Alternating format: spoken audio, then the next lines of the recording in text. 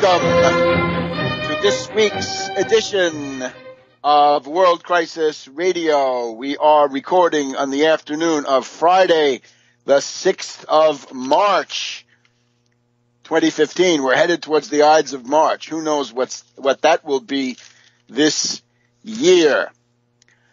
Let's look, first of all, at the overall strategic situation.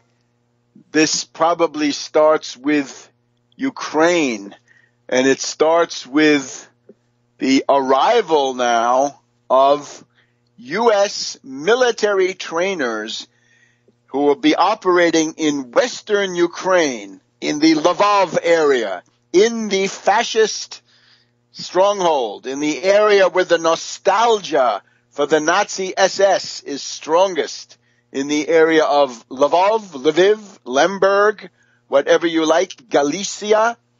This is where the U.S. trainers will be operating, and we have a statement quite categorical from the Russian Foreign Ministry. The spokesman of the Russian Foreign Ministry, Alexander Lukashevich, says, and I quote, U.S.-Ukrainian military drills in the western Ukrainian Lviv region threaten Russia's security. Security threatened. That is a very stern warning. You threaten Russia's security, this cannot end well. It is time for these neocon fascist madmen on the U.S. side to back down, to be fired. We have heard in the course of the week from the unspeakable Madame Nuland. Madame Nuland is an embarrassment to the United States and to the anti-fascist history of the United States. She is unpresentable. She is crude, scurrilous, ignorant, and boiling over with venom. She is a bubbling cauldron of hate and venom. And we cannot allow this, right? She's got to be fired. Fire Nuland, impeach Nuland, discredit Nuland. Anyway, this has to be done. Now, we've also had the exchange of compliments here. The Deputy Secretary General of NATO is an American, at least that's what they say, an American by the name of Alexander Vershbow, V-E-R-S-H-B-O-W, and he says that this is an angry and revisionist Russia. And he even goes on to say that the goal of the policies that Putin has put into place is to prevent a color revolution from bringing about regime change in Russia, which I believe is a perfectly legitimate goal. Why should you sit there and let the regime change be perpetrated against you?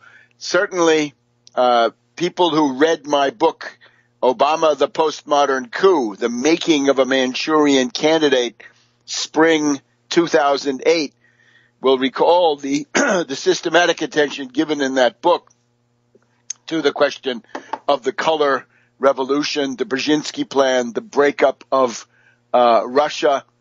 Vershbow essentially saying you're not allowed to stop regime change and stop our color revolutions. We've also got the Deputy Defense Minister, Anatoly Antonov, and he says anybody in NATO who is making noises about a threat by Russia to Eastern Europe is, quote, mad and, quote, paranoid. So we've also got Lukashevich saying that the goal of these U.S. military trainers is how to use overseas, meaning U.S., British, military equipment. It is evident that they are not trying to bring peace to the country. Kiev authorities and all the Ukrainian people should think about the possible consequences of such steps. Lukashevich goes on to say, suppose the citizens of Donbass start being killed with the use of U.S. weapons. Where will that lead? This is bankrupt policy. Lukashevich also points to the fact that it looks like we're getting the NATO warships coming into the Black Sea for Operation Sea Breeze. You'll remember last year, Sea Breeze was one of the things that it was associated with some of those aircraft coming down. Lukashevich says this time, speaking of the ships that entered the Black Sea, I would call it a very worrisome signal, a provocative idea that does not add to stability and confidence that the peace process will be stepped up. This is all reported in Sputnik. Sputnik has a very interesting proposition. This is a new service, right? I think it's filling the RIA Novosti niche, and these are now, I think, basically interchangeable.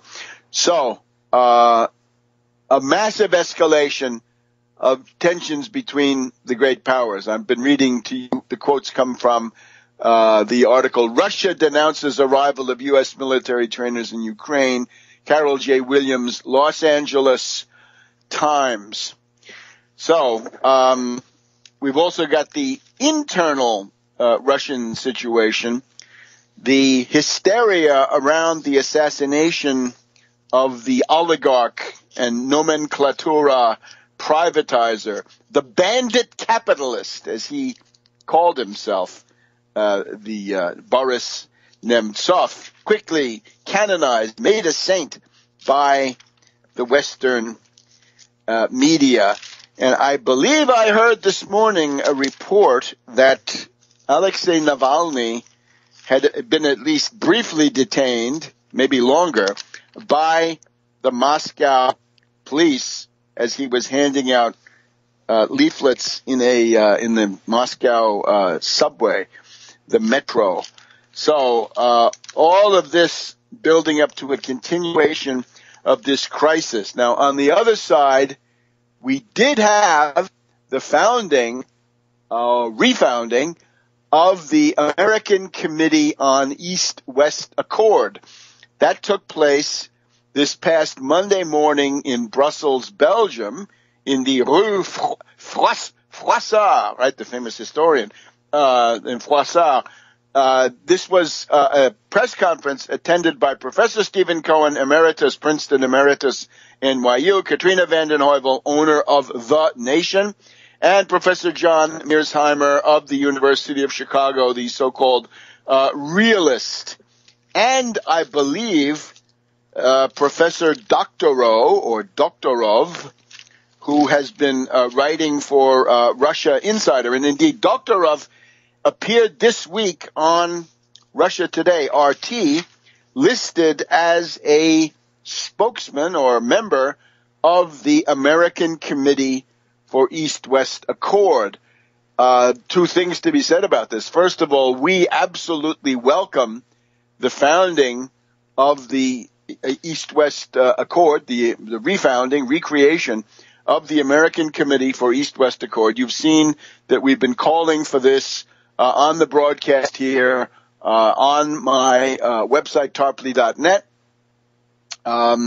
So this is clear, but at the same time, we would have to say this was not really well publicized. In other words, this was very hard to find.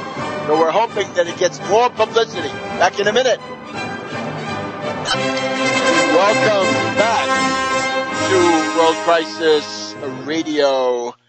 Webster Tarpley here in Washington, D.C. So escalation of superpower tensions, but now at least there is a vehicle to fight back. I urge all people of goodwill to join or support or otherwise spread the word that there is now this American Committee for East-West Accord, and that there is at least some kind of organized activity to fight back against the neocon warmongers, but also against the humanitarian bombers. We know them, the Samantha Powers. They're every bit as vicious Every bit as warmongerish are the humanitarian bombers compared to the neocons. So that's the way that looks, right? The hysteria around Nemtsov. Well, let's see where it goes. Now, we also want to take a look at the U.S. domestic front. Extremely worrisome things are going on. The first thing is the Wisconsin state legislature is now in the process of voting for or enacting the so-called right-to-work law. That is a misnomer. It should not be repeated. It is called the union-busting law, or indeed the fascist anti-labor law, fascist anti-worker law. And you may ask, what is this big, a hue and cry? Can't we say they're conservative? No, they're not. If you say that they're conservative, Governor Walker is a conservative, you're lying. So don't lie. Don't lull people into a false sense of security. Conservative is altogether too reassuring for a militant fascist. Walker is a fascist. If you don't call him a fascist, you're lying. You're not doing anybody a service.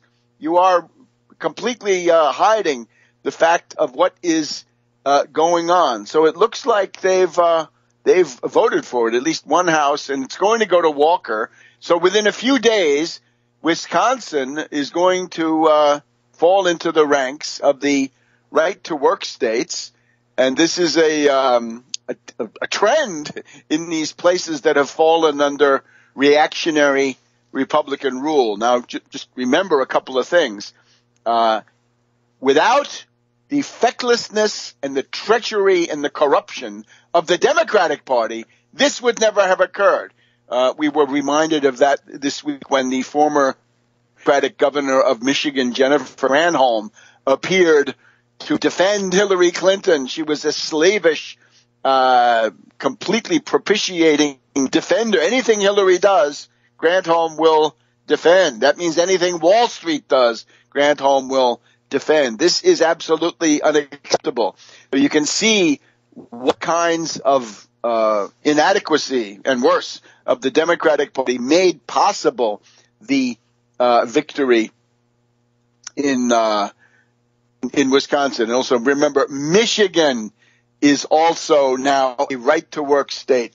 How horrendous. The homeland of the United Auto Workers, of the various sit-down strikes of 1936, and that's now a right-to-work state. And Indiana is also in this column, and there are others, right? Certainly in Ohio, Governor Kasich tried very hard to go all the way there, but I think he was stopped by a referendum. So we have a reactionary offensive. We can see that Walker is the recipient of the Koch backing, and that, of course, includes huge sums of money that we can assume are being paid in. And now we have to put that together with the fact that the United States Supreme Court has accepted this case on Obamacare.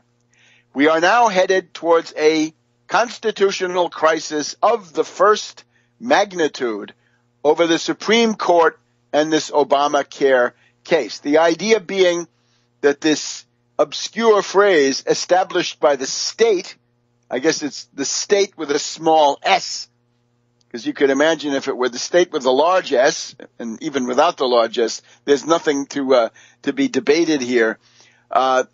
Based on this nominalistic, pedantic, textualist effort, they're going to try to bring down Obamacare and the Affordable Care Act.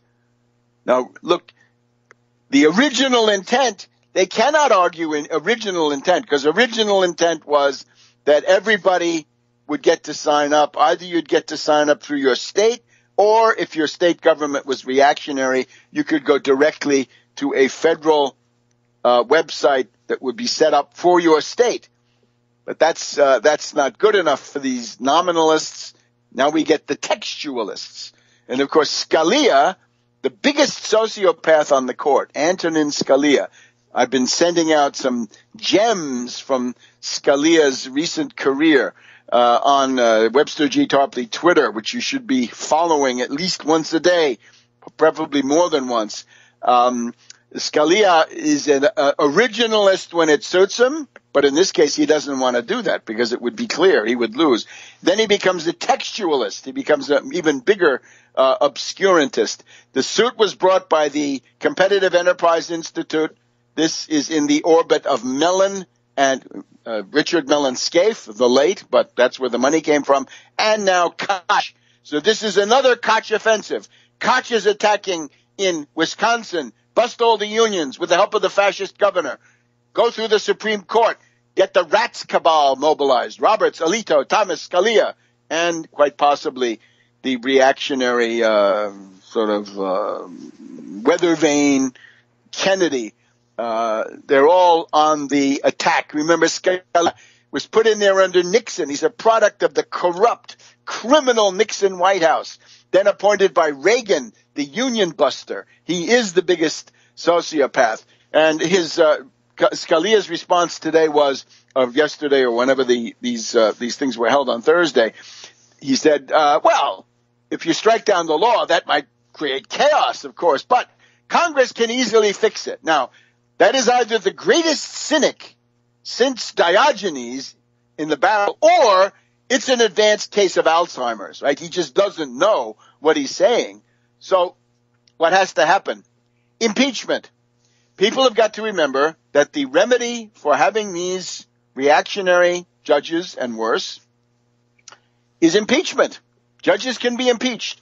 It used to be in the 50s and 60s that we had the impeach Earl Warren movement. That was a very common bumper sticker on the American road back in the 1960s. Well, of course, it was done by reactionaries. It was, in those days, it was done by racists and the John Birch Society, who didn't like the desegregation decision. But we are now reviving the notion of impeaching a Supreme Court justice. Impeach one to encourage the rest to cease and desist. Back in a minute on World Crisis Radio. Welcome back to World Crisis Radio. It's the 6th of March, 2015. Now, concerning the question of the impeachment of Antonin Scalia, high crimes and misdemeanors, right? These judges can be impeached. Federal judge can be impeached just the same way a president or a secretary of state or a deputy assistant secretary, they can all be impeached by the House, right? Majority vote, put on trial in the Senate. So what's the accusation? The accusation is, and the idea is start the movement now. So if he does what he seems to be preparing to do, strike down Obamacare in this way, then you'll have your impeachment movement ready to go. But right now, we don't want to get ahead of ourselves. We're told by Linda Greenhouse of the New York Times that the left liberals, right, the progressives as she calls them, are defeatist in mood. Well, we're not defeatist in mood. We're in a fighting mood. And we say, impeach Scalia. Get ready. Now, others would say, well, why Scalia? Because he's the most hated. He's the most odious. He has compiled a track record of judicial barbarism that is quite frankly chilling. It's unbelievable that this has been allowed to go on. And again, you can thank the Democrats for not filibustering him when he came on the scene. This monstrosity that we've now got, right? A shame to the United States. So he's in there, and what they want to do is strike down the law. Now, if you strike down the law, you're going to throw the whole system into chaos. There are 7.5 million people who are getting these subsidies. And if you strike that down, most of them are going to lose them. In other words, they're getting these subsidies through the federal exchange, not through a state exchange. You're going to create chaos. You're going to create insolvency, bankruptcy, privation, people going without medical care. So the question is, how many will die? That's the relevant question. We already know that this court, the Roberts Court, is responsible for the 2012 decision. Roberts was not willing to go all the way to strike down Obamacare completely, but he partially crippled the law by saying you can, if you're a state, reactionary state, you can reject the Medicaid expansion because that's your prerogative. So for no reason, you can simply say, I'm a reactionary Republican governor, I'm the governor of Virginia, whatever it is, or the state legislature. I will not expand the Medicaid. So they've already done it. Now, we have this Harvard study, which again says that as a result of the failure to expand Medicaid to 36 states, about 17,000 Americans are dying or have already died. 17,000 deaths is more than Afghanistan and Iraq put together. It's true. Economics kills far more than war. Far more. So now, in addition to the 17,000 who are already dead or dying at this point, the Supreme Court is going to throw the entire system into chaos if Antonin Scalia and the Competitive Enterprise Institute have their way. Well, what is that? Manslaughter? Murder? Some would say that's murder on the Nuremberg scale. That the real question is, how do you get these people to Nuremberg? So remember, Supreme Court justices can and should be impeached if they, for example, carry out manslaughter against the American people. And remember who these people are. You can thank Scalia for the 2000 decision to stop the Florida vote count in the Bush v. Gore case. Remember that in that opinion that Scalia wrote at that time, he said, there is no right to vote in the United States. Are we dreaming? Is this delirium? Citizens United. Let's have foreign donors control the U.S. Congress. And they do. I guarantee you. It's not just an Israeli party. We have that. But there's a Chinese party in there. There's Japanese. There's Brazilian. Whatever you want. It's there. Mainly Chinese because they have the money. Hobby Lobby, right? If you're a plutocrat, your religious opinions come first and forget the medical needs of the people working for you. So in the 1960s, it was the impeach Earl Warren bumper sticker. Well, let's think about how that would look with impeach Scalia, right? So 7.5 million. And in the first ranking, there's also this question that if you do this, you're going to put the entire Obamacare into a death spiral. So how many will die? I'm not a fan of Obamacare. I wanted and want Medicare for all, paid for by a Wall Street sales tax. But this is now what we have. This, for the relevant historical future, we're stuck with this. Think about the rats cabal today. In the 1930s, it was called the Four Horsemen of the Apocalypse. And they blocked all the New Deal legislation, right? Half a dozen decisions striking down New Deal legislation. So Roosevelt tried to pack the court. He didn't quite succeed in packing the court, but he scared the daylights out of those reactionaries so that they began to back off. And by the end of 1937, the Supreme Court had abandoned its systematic sabotage of everything that the New Deal was trying to do. There's also then the question, suppose everything goes bad. Lincoln had a problem with Chief Justice Roger Taney of Maryland. You'll remember him. Taney, written Taney, T-A-N-E-Y, and it's easy to get them mixed up. A copperhead, right, a Confederate, but he stayed behind. So he had written the Dred Scott decision that black people have no rights. So the Civil War starts. The Baltimore mob, urged on by secessionist agents, tries to cut the rail line between Philadelphia and Washington, D.C. Lincoln suspends habeas corpus and declares martial law because there's a rebellion going on. It couldn't be clearer. So Taney gets into the act with the famous decision, Ex parte Merriman, which says, Lincoln, you do not have the right to suspend the habeas corpus. Only the Congress can do that. So what did Lincoln do with that decision by Taney? He ignored it. Ignore it. Declare a state of emergency. Say tens of thousands of American lives are at stake now and then, and we're ignoring what these what the 9 old men, right? That was Roosevelt's term, 9 old men. Now we would say the rats cabal, right? Robert Alito, Thomas Scalia, and of course Kennedy. You can't imagine that you're going to impeach all of them. That is simply not serious. Roberts would really be the guy to impeach if you wanted to make an impression and strike down somebody who otherwise will be on there for decades to come. Scalia, of course, has been on there for 30 years already, way too long. But you also got to think how hard this is going to be, how hard it's going to be. And the way you can do that is that Scalia, I think, is already widely hated. I think there's a pool of hatred against Scalia which can be tapped into, and that can take the form of pressure on Congress, specifically the House. Get that guy out of there. That's an obscenity. We don't have the right to vote. We don't have the right to see who's buying elections. Bush, and of course Bush means all the wars, including Iraq, and all those deaths. So we have had enough of this out-of-control reactionary court. And they are not conservatives. Some of them are reactionaries, and some of them go all the way to fascists. And we'll be looking into that. So that's the current situation. So this, what we can see from Wisconsin to the Supreme Court, we've got this terrible the situation. Now, let's just also look.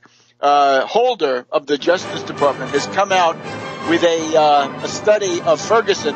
We say, after you've done Ferguson, go to Benton Harbor, Michigan. Go to Berrien County. That's where we need the Justice Department probing. Back in a minute.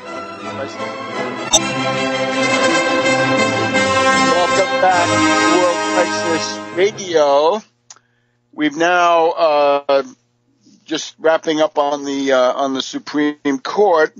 We are now in a constitutional crisis, and we're also we've got another constitutional crisis coming up. The debt ceiling. Don't look now. The middle of March, the reactionaries are going to try to get together and attack again on the debt ceiling and shut down the government that way. You will notice in the past week, Netanyahu came to town, a monstrosity.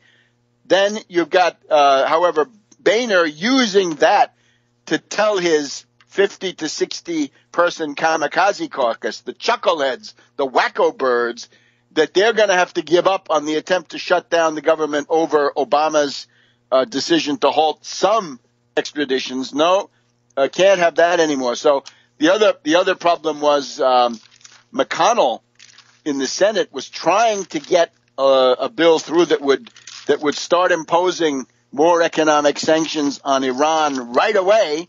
That was stopped. So the Republicans have been defeated on a number of things. I can imagine there is simmering rage in that kamikaze caucus of chuckleheads and wacko birds, and that they want to shut down the government. So we're headed towards another constitutional crisis. We got two. We got Obamacare in the Supreme Court probably coming out in June, and then we've got the mid-March for the debt ceiling, right? Where we say the 14th Amendment, Obama, you're going to have to push ahead. So executive authority, the power of the federal state, of the state. And when it says state, that doesn't necessarily mean these little individual states.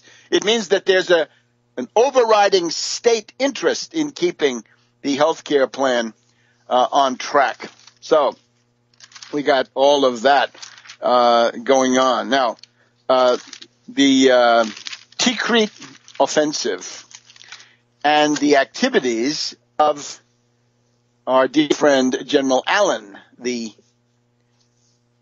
ISIS czar.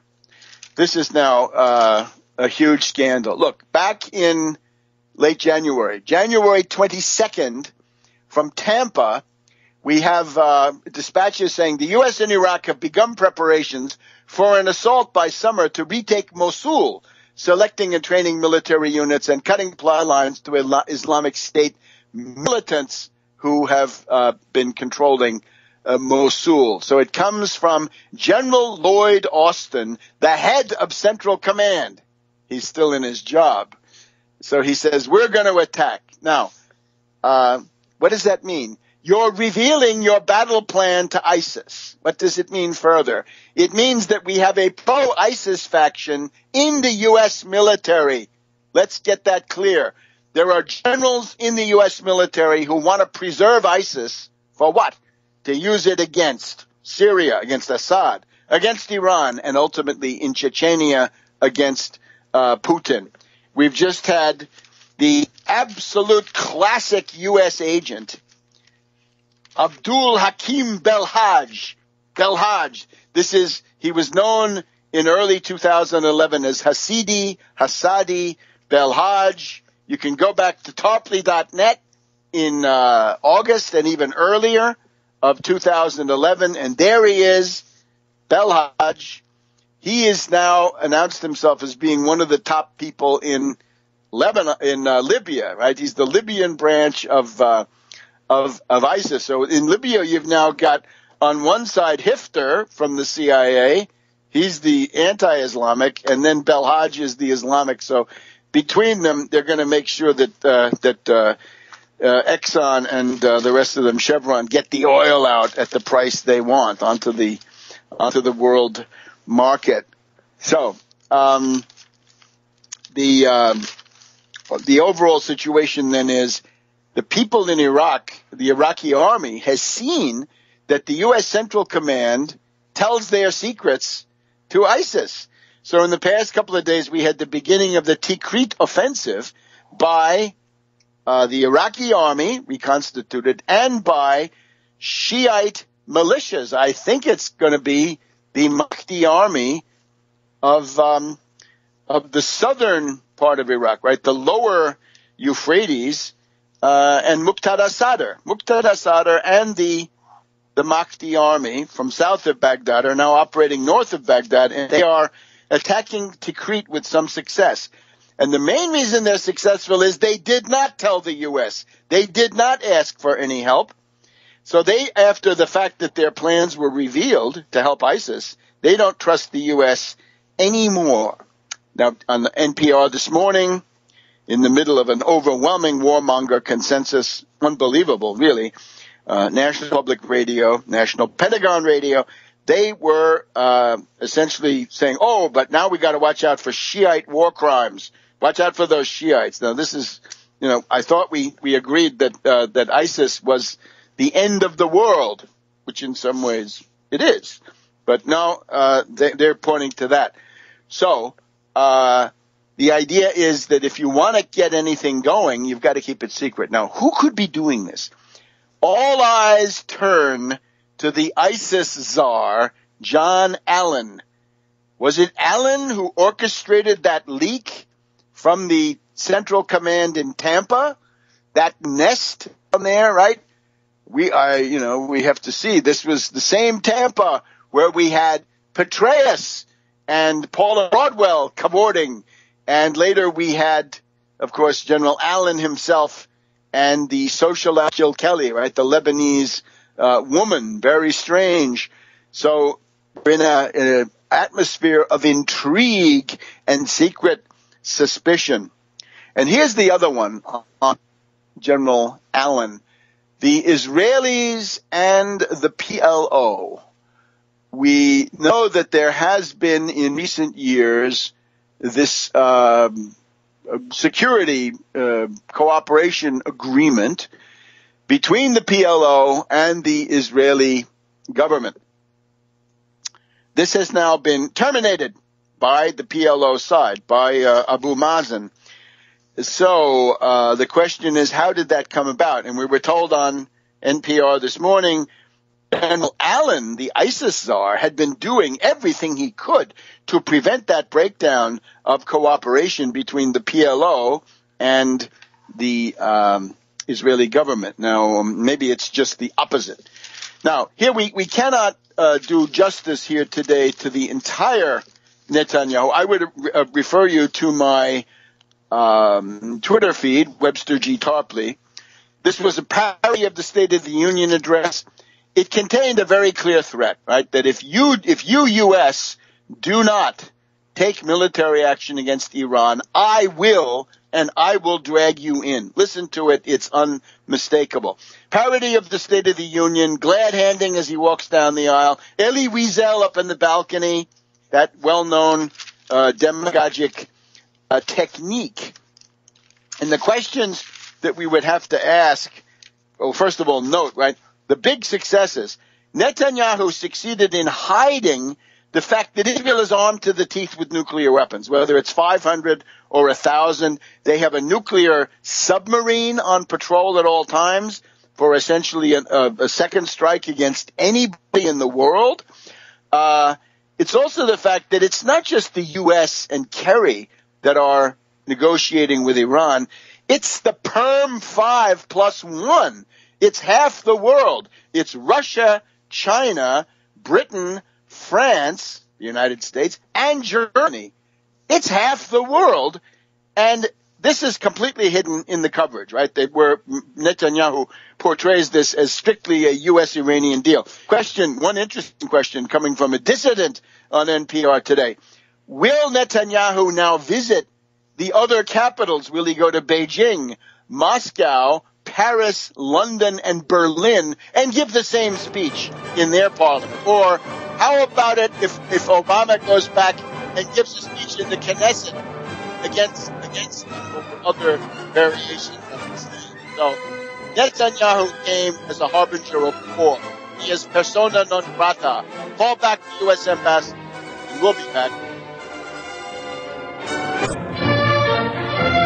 Welcome back to World Crisis Radio, and we're now extremely pleased to be able to go once again this week to Athens, Greece, and to talk to one of the most successful, distinguished observers of Greek and indeed European political and economic affairs, and that's Michael Chiotinis. And we are very proud to have Michael with us, because if you go back and look at the events of the past couple of months, you will see that not only has Michael been an extraordinary reporter, but that he has got a gift for forecasting and looking ahead and actually predicting some of the things that will be happening. And I think his track record will stand up against anybody's, and that he's going to prove to be better. So again, very, very honored and proud to have him with us.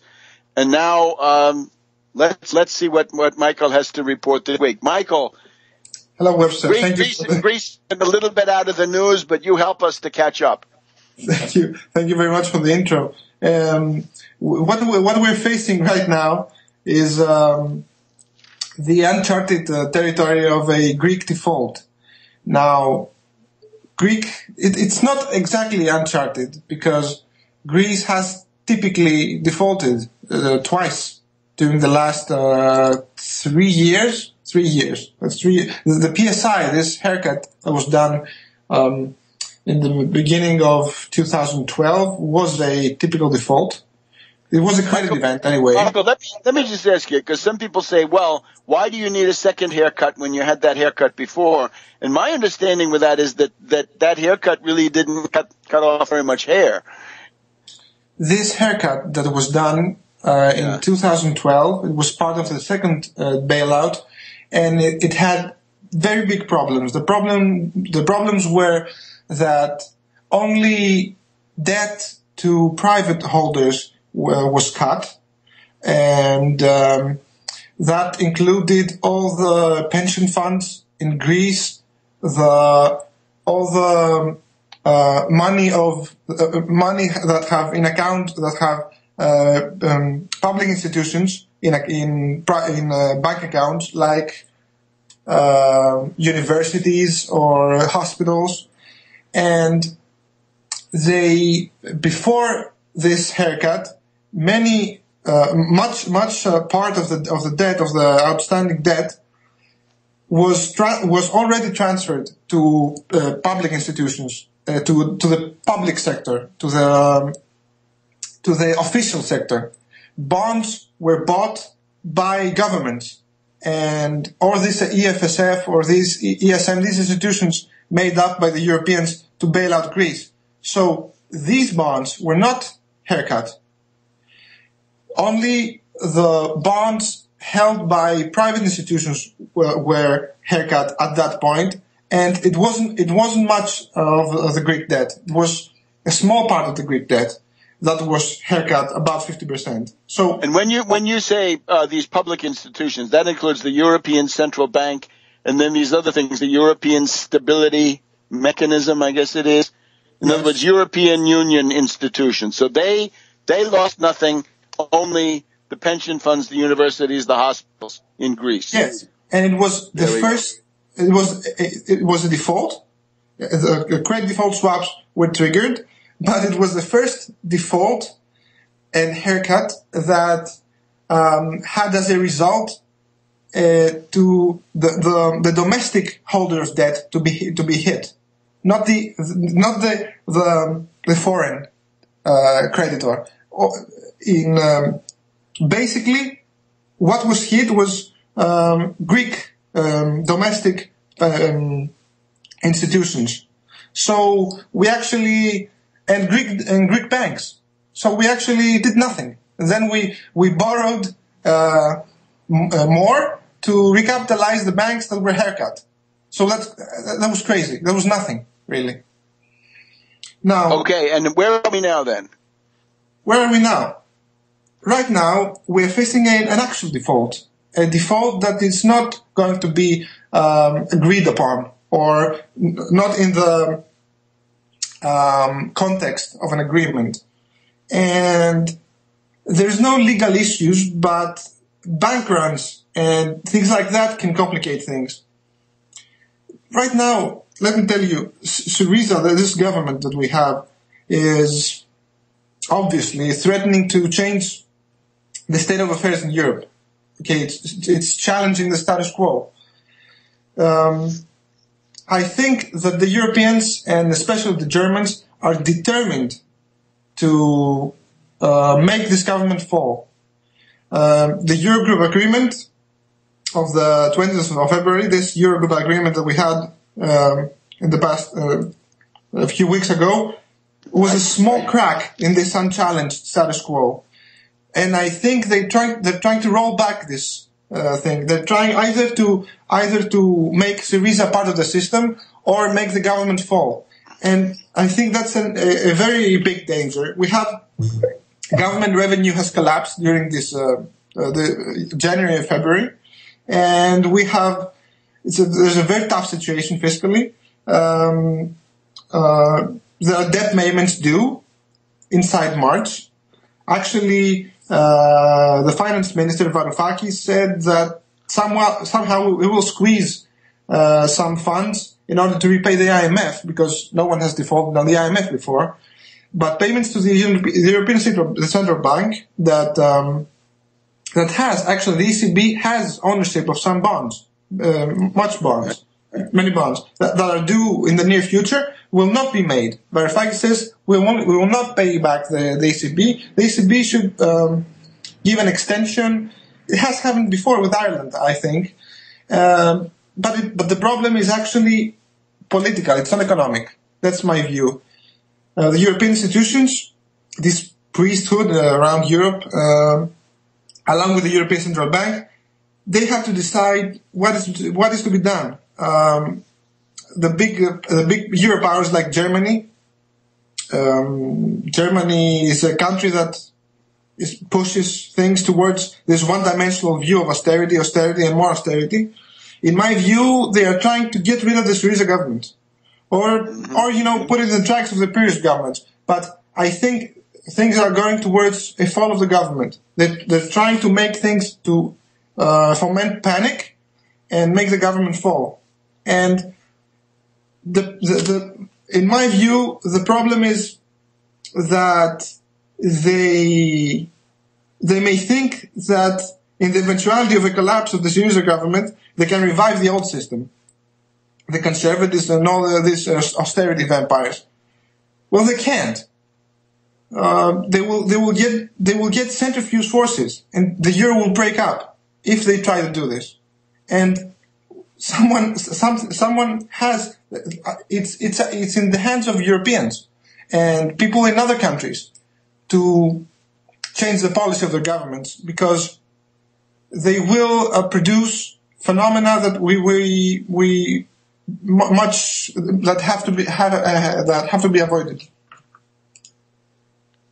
So a general, that would of course mean the beginning of another phase of a general breakdown crisis, right? Just everybody here in the U.S., everybody's gloating that the crisis is over and full employment is back. Well, there's no full employment. So Germany, do we know exactly where this is coming from? Is it Merkel? Is it Schäuble? Is it this Deutsche Bank group around different, the Weidmann group in the Bundesbank? What would you say about that? Any idea? Merkel. I think Merkel is an opportunist. She goes where the things go. So I think it's Schäuble, controlled by I don't know. And of course the British, right? This would be self-serving for the British and the U.S. All right, so that's a worrisome piece of news. So thank you, Michael, and we'll be back next week, okay? Thank you. You hang in there. See you soon. And we'll be back in a minute on World Crisis Radio.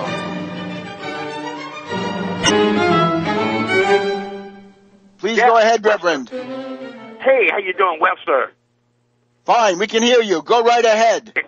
Yeah, great. I just want to tell you, it's a pleasure to be on your show today. It's an honor and a privilege, and I'm very happy. And it appears that we're moving forward. I'm here at the prison complex here, and no one would believe what happened here in this prison system. But I tell you one thing, Webster, with your help, we're going to show them that we can do something and help these prisoners out. You got people here serving 50 years in prison. They have served already 50 years, and it's time that we do something about it. And, even I'm here today. I'm a man here who's sitting here in prison with people who have already served 50, 40, 30 years, and I was convicted by a jury, which was a lynch mob, with absolutely no evidence at all. And I tell you something, Webster, I'm excited because now we get a chance to go to the appeal court and really do some real damage, show the world what we can do if we learn to work together. So, Webster, I'm happy today. Normally I'm here, I can help people here, we can get the word out about what's happening inside the prison system. And that's what people need to know, that there's some problems here, and everybody here is not going to get out and kill your wife and children.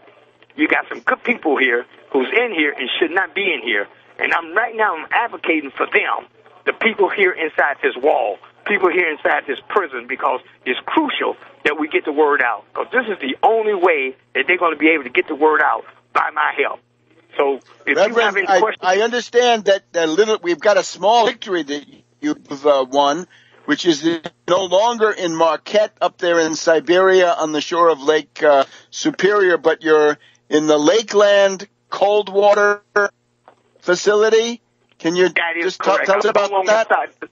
That's right. You are absolutely correct. And listen, you heard how they talk about water. Waterboarding is torture, right? They got a new system in the prison system called travel boarding, where they bring you down here, take you 2 days to get here, and they have you all shackled up, and the bus driver refused to cut heat on to give you heat. And also, one other big thing that I want to talk about, the food here. The food here is the worst there is in the world. I wouldn't even feed this food to a dog. But yet and still, they're feeding it to human beings. And healthcare is really off the chain also. So we got some work to do, Webster. We got to tell the world and let people know that there's problems here in this prison system, and they need to be exposed immediately. And the only way we can do it, we can let the world know, and by doing these radio shows, helping people out. Absolutely, Reverend. Now, please tell us again, your next likely appearance has to do with the problem of a juror who committed, who told lies. Perjury. Committed perjury. Perjury. Yeah, that's what she did. She perjured herself by not telling the truth. She knew that she was friends with the county clerk and never mentioned it when we asked her about it at the trial. We asked her was she connected to them in any kind of way, and she was silent because she knew that she was connected to her. So we're going to, on the 14th, we're going to put her on the stand, and we're going to make her lie. That's what we're going to do. But we got her just where we want her, because nobody will believe what's happened. Also, she's with the sheriff department. She's a chairperson for some kind of parade, and the sheriff had been in the parade for the last 13 years, and she never admitted that. So we got some major issues that we can deal with. So that's just really, really tremendous. Also, we're still trying to get our transcript. We're trying to get the transcript of that hearing that we had just on February 27th, and also we're trying to get the transcript of the trial itself. So we're doing some incredible things, some incredible work, and we want to make sure that we're doing the things that need to be done in order to make this thing a reality. Not just for Reverend Pinkney. It's also for each and every person that's behind these bars, that's locked up, that's in jail, that shouldn't be in jail. Okay, Reverend. So that means go to bhbanco.org and look. You'll see that PayPal. Mm-hmm. The PayPal feature is there, and go and make a contribution. Absolutely, and we need it as soon as possible in order to get this thing done. We need as soon as possible to get this thing done, because we need all the help we can get right now. We need people standing up, calling, doing the things that need to be done. And also, we're going to put out a poster about this judge. We're going to put his name, Warning for Crimes Against Humanity. And we're going to have his big picture there. And then we're going to also say that, down at the bottom, how he has no integrity, he has no morals, and he's dishonest. And he's running a criminal enterprise with a lynch mob jury. So those are the things that we're going to emphasize on the poster in reference to this judge. And also, we're going to make one of the prosecutor also saying the same identical words, and we're going to get this juror, too, right before the trial. So we're doing some work. We're doing some things. We're making sure that we can do the things that need to be done. But we need everybody's help. We need you to spread the word. Get the word out there. Let them know what we're doing, and we need your help. Also, don't forget to go to bhbanco.org. PayPal. We need your help right now. And there was this report from the Justice Department this week about Ferguson, Missouri, and that was very bad, of course. But a lot of people saw that, and they said, well, now, once you've done Ferguson, you better go to Berrien County, Michigan, Benton Harbor, and St. Joseph, Michigan, and the court of Sterling Schrock and Sheriff Paul Bailey and Prosecutor Mike Sepik that you mentioned, and let's get them under the investigatory spotlight, because there are things there that are just as bad as Ferguson.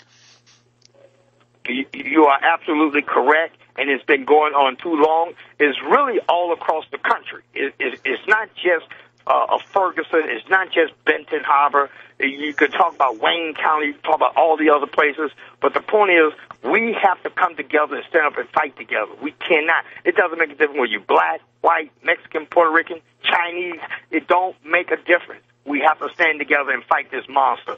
We have to fight this criminal enterprise, and we can do it. And we're going to win at the end, because there's more of us than them. We've also got the situation. 1 minute remaining. I only got 1 minute left, Webster.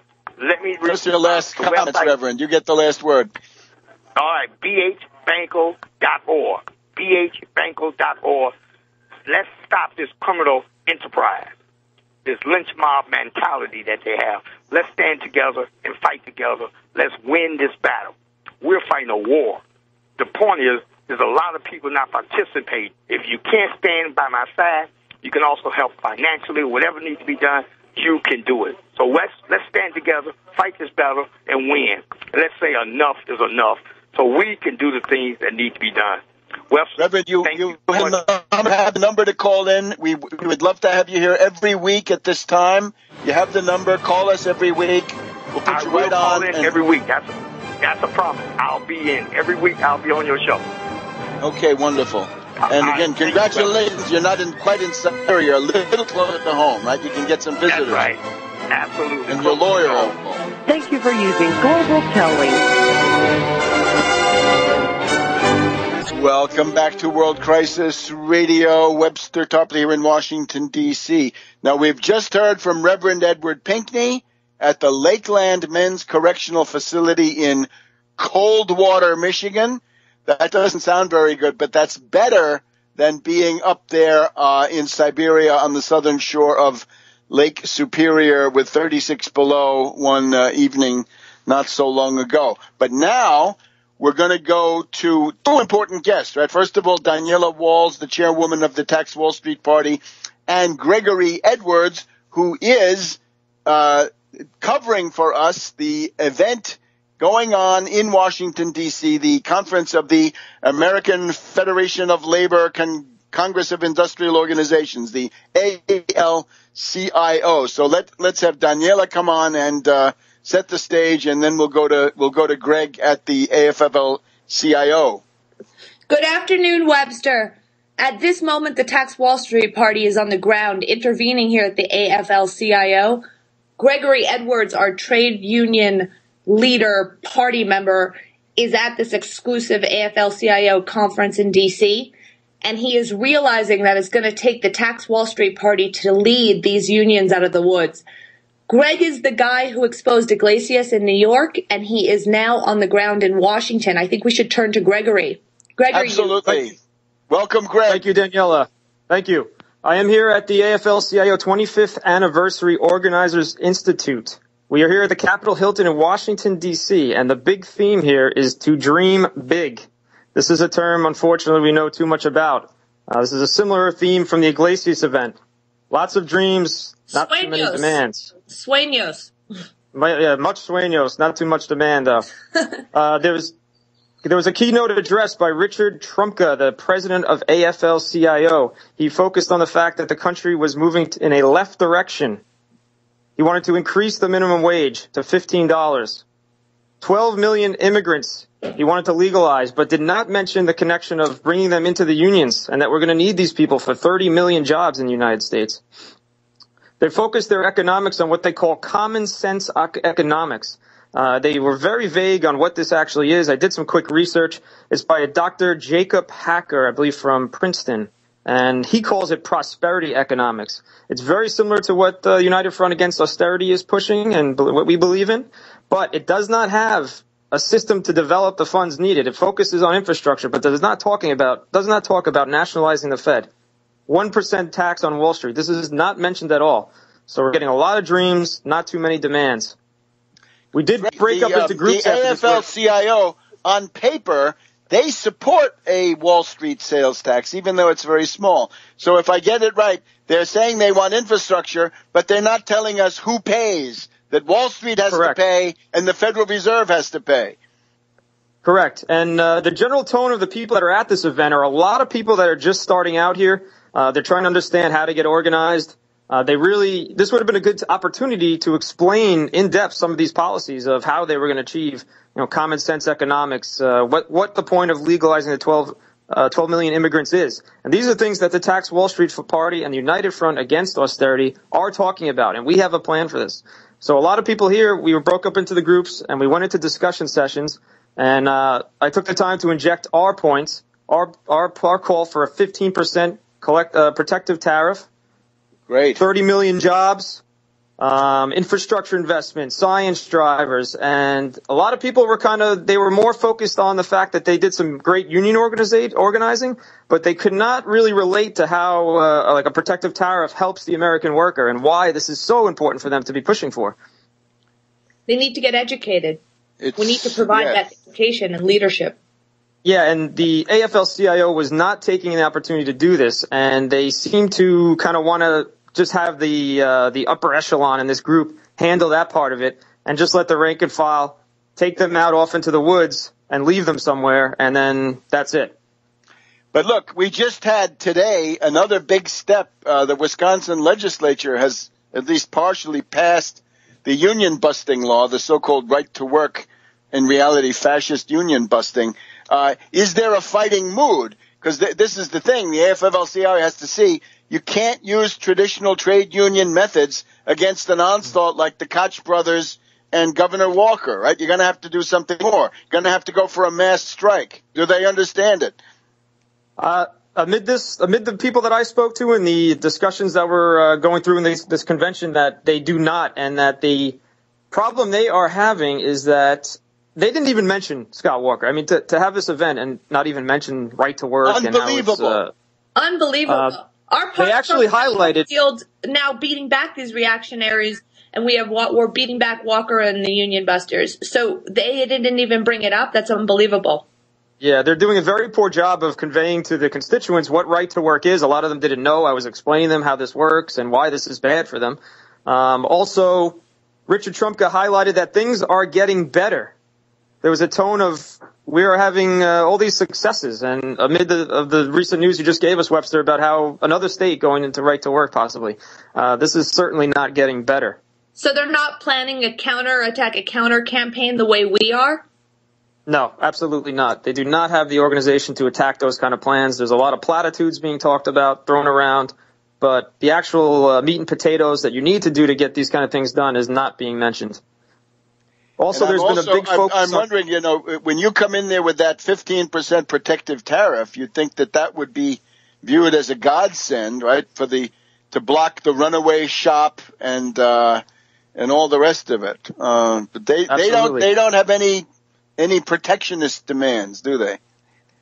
They don't, and it was difficult to get this across because the people had such a basic knowledge of how this could help them. I spent half the time explaining to them what this does for them as far as stopping the runaway shop and ending the free trade and how this was connected to the Confederate States. And, I would need another hour to get to them to explain to them why they need a 15% protective tariff. This is things that the AFL-CIO should be making number one priority. And Greg, just to get it straight, you actually gave a workshop, am I right? Not yet, No. Not yet, Webster. That comes in the next couple days. Okay. Yeah, we're looking for that. Hopefully tomorrow. Okay. But any ability to get some reality injected in there is going to be vital. All right. That is the one positive here is that it's called an unconference, and we can hopefully get our own workshop going before the end of the event. This is why we need more people to join the Tax Wall Street Party, because we're leading. Yeah, I mean, why don't you motivate that, Daniela? Go ahead. Well, you and I, Webster, are putting out this morning brief every morning now, 1 to 2 page brief. And for Tax Wall Street Party dues paying members, so if you want to have it, then start helping the party grow by paying $20 a month. You can do this at taxwallstreetparty.org. In the top right corner, there's a button that says PayPal. Hit the PayPal button and enter $20. Then before you press send, there is an option that will say recurring monthly. If you want to be a party member, then also write to me at taxwallstreetparty@gmail.com. And in the subject line, in all caps, write, I want to join, and include your phone number. We want to recruit Tax Wall Street Party members. We are now in almost every state and in 10 countries. If you are in another country, don't hold back. This is not U.S. only. If anything, it's the reverse of U.S. only. We are extremely interested in expanding into other countries. Tell us where on this earth you are. If you can hear us, contact us. We are about to launch a new website and completely rebrand to accommodate this epic expansion. Enrollment is exploding. The new website will have a global interactive map with dots to show where we are located. Each dot you can scroll over is going to have an operations report. You'll get to hear things like Greg's doing. Okay, the hard break is coming. Thank you very much. Thanks to Greg Edwards covering the AFL-CIO Organizing Institute, and Daniela Walls, known to our listeners as the chairwoman of the Tax Wall Street Party. Thank you both very much, and we'll see you next week, I'm sure. Back in a minute. Welcome back to World Crisis Radio. Now, what you just heard and what you've been hearing here week after week, the growth of the Tax Wall Street Party and the United Front Against Austerity, this should, I think, indicate that, for example, Paul Craig Roberts, speaking to the Russian Academy of Sciences on February 28, 2015, is too pessimistic and indeed not giving a clear picture to the Russian distinguished audience at the Academy of Sciences when he says that the internal U.S. political perspective is hopeless. He says the message is that the constellation of forces, meaning in the U.S., precludes internal political change. Well, that remains to be seen. And I told Paul Craig Roberts in 2007, when he was essentially prophesying inevitable war with Iran, I said, wait a minute, there may be countervailing institutional forces inside the United States. And between 06 and 07, maybe this was more in 06 that I had this exchange with him, you can see that there were countervailing forces, and the Republicans losing both houses of Congress and so forth, all of that is something that you have to factor in. So that's one thing. Now, one other interesting domestic or international item. Noam Chomsky, our dear friend Gnome. Gnome was cavorting with his dear friend Amy Goodman on Democracy Now! And essentially Gnome was talking about this situation with ISIS in Iraq. Syria, he talks about less. He doesn't seem to recognize it. But Gnome comes out and says, and I quote, ISIS represents, quote, the legitimate demands of the Sunni population, which is what ISIS is protecting and defending and gaining their support from. I don't know what the headline for that would be. Gnome joins ISIS? I don't know. Gnome says Shiites are worse than ISIS? And of course, Chomsky says no conspiracy theories that the U.S. is supporting ISIS. I feel like I'm personally involved there. Conspiracy theories that the U.S. is supporting ISIS, I guess that would be me, not as a conspiracy, but just empirical fact. How about empirical fact? Also, Gnome seems to think that Jihad John of Britain, he's like the guy in West Side Story, right? He's depraved on account of he's deprived. In other words, the poor guy, he was mistreated, he was beaten up, he was humiliated, he was harassed, and therefore he starts decapitating people. That's another one. Also, Gnome, again, seems to have a great dislike of the Mahdi army and Muqtada Sadr. Those are the bad guys for Gnome. So, again, this is a very, very distorted view of what's going on in the world. So the Gnome fans, please, you have to revise your situation. Now, we've also got the Hillary emails. How about this? Petraeus has now been forced to plead guilty to a misdemeanor for having classified information and in his black books and giving it to his paramour, Broadwell. Deutsch of the CIA was given a really hard time because he had secret documents in his laptop, home computer, whatever it was. Sandy Berger put documents in his pants and got a very hard time out of that. With Hillary, I think what we've got here is this reinforces the tremendous vulnerability, the tremendous instability of the Hillary candidacy. She's a Wall Street puppet. She's a warmonger, a neocon, always the biggest warmonger in the room because of her weakness on what she thinks is the woman question, which she thinks is a question. And then the secrecy, right? If you're a Democratic Party leftist and you're anti-NSA and you don't like snooping and you don't like this stuff, this obsessive secrecy, I think, is going to be a big problem. She says she's given in 55,000 emails, but there are still tens of thousands of other emails. So what is she going to decide? And remember, we don't need emails to condemn Hillary Clinton. All you have to do is watch that 15 or 20 second video where she says, we came, we saw, he died, meaning Gaddafi was assassinated, and then dissolving in cackles. That ought to be enough to rule her out in the Democratic primary. Speaking of this, here in Maryland, We now have a big political earthquake going on. Senator Barbara Mikulski is quitting the Senate after 28 years. She, of course, pioneering feminist in the Senate. Otherwise, the hopes have remained greater than the reality. But now we're going to have a Senate campaign in Maryland. We're going to have a House campaign in Maryland. And we'll have other campaigns as everybody tries to move up a notch. Even reports of people leaving the district to come over to the Maryland side. So we would have to say that the Tax Wall Street Party is studying the Maryland situation very carefully. Stay tuned. We'll have news about this in the coming time. Venezuela has cut the staff of the U.S. Embassy, and well, they might.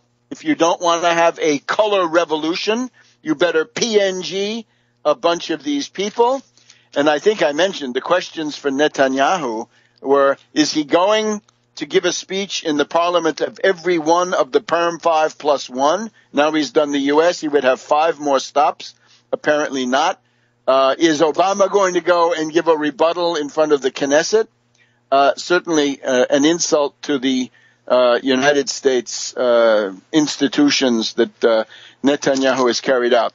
And, of course, the worst thing about Netanyahu is he has essentially two positions. First one he says is what he wants is that Iran be prevented from having the capability to build a nuclear weapon. Now, the capability is widespread, right? Japan, Italy, Germany, lots and lots of countries, Brazil, South Africa, on and on, right? Indonesia. Lots of people have the capability. If you say, I don't want you to have the capability, it's a way of saying, I demand that you remain underdeveloped, backward, third world country forever. Who's going to accept that? And the other side of it is, well, if I can't have that, I want the U.S. at war. Sorry, the American people are sick of wars, especially Middle East wars.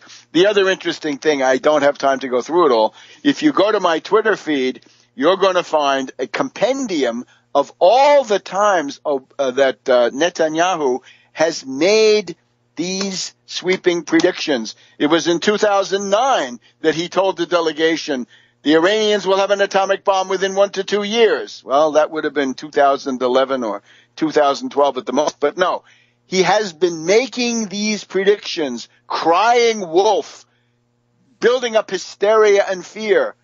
Netanyahu has been doing that since the 1980s and the 1990s. I can remember seeing him on Ted Koppel's Nightline in the mid-80s, already predicting the apocalypse. He is a discredited fearmonger. That's all he is. And we're hoping for Lapid. We're hoping for the lapidation of Netanyahu. No 4th term.